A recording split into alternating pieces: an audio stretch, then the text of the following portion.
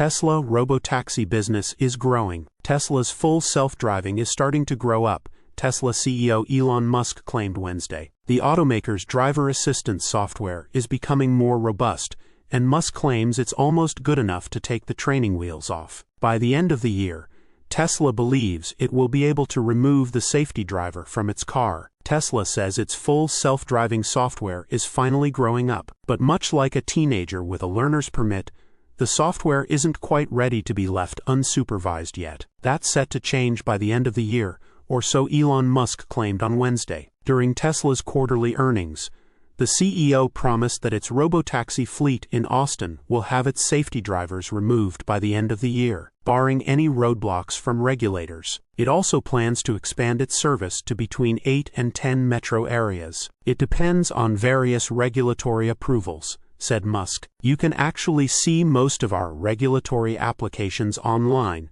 because they're public information. We expect to be operating in Nevada, Florida, and Arizona by the end of the year. Tesla is currently operating in Austin, Texas, and the Bay Area near San Francisco, California. It also seemingly plans to launch in Illinois and Colorado, as suggested by job postings last week. So far, Tesla's Robotaxi fleet has logged 250,000 miles in Texas and over 1 million miles in California. FSD supervised the version that anyone with a Tesla can get today, for $8,000, has amassed a whopping 6 billion miles driven to date, which is an ocean of data that Tesla has been training on. That being said, it's still not enough for Musk to go full gas on calling for the removal of safety drivers. The CEO says that it makes sense to keep the safety driver in the front seat for at least a little while. I think even if the regulators weren't making us do it, it makes sense to have a safety driver or occupant in the car,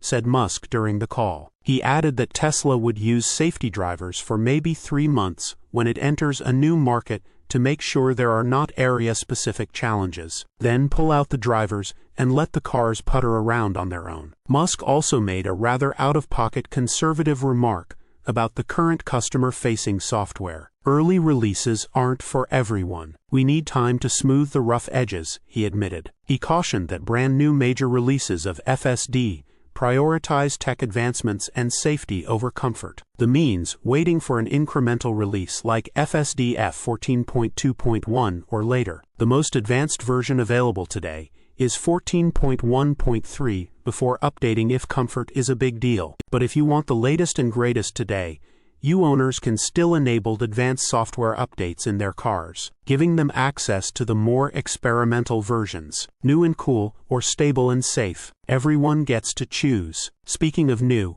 Musk says that Tesla is also planning to bring reasoning to a future release of its new FSD version 14 software. This will enable the car to make more complicated decisions based on the world around it, like deciding where it should look for parking after it drops a driver off at the front door of a store. If the parking lot is crowded, for example, the car might choose to look for a spot in the back of the lot rather than right up front. The real test is whether or not folks can text and drive, or at least that's what Musk says. The car isn't there yet, but the driver assistance software seems to be advancing rapidly. Maybe not quite the HAL 9000 of 2025, but it's getting there. For now, Musk says he remains confident that FSD will eventually be safer than a human driver without anybody behind the wheel. Surprisingly, he didn't put an exact timeline on this metric, but the context around it paints the bigger picture. The geofenced rollout could soon begin. Until then, Tesla's customer version of FSD will require alert human supervision at all times. Source: reposted and summarized from Rob Stumpf at insideevs.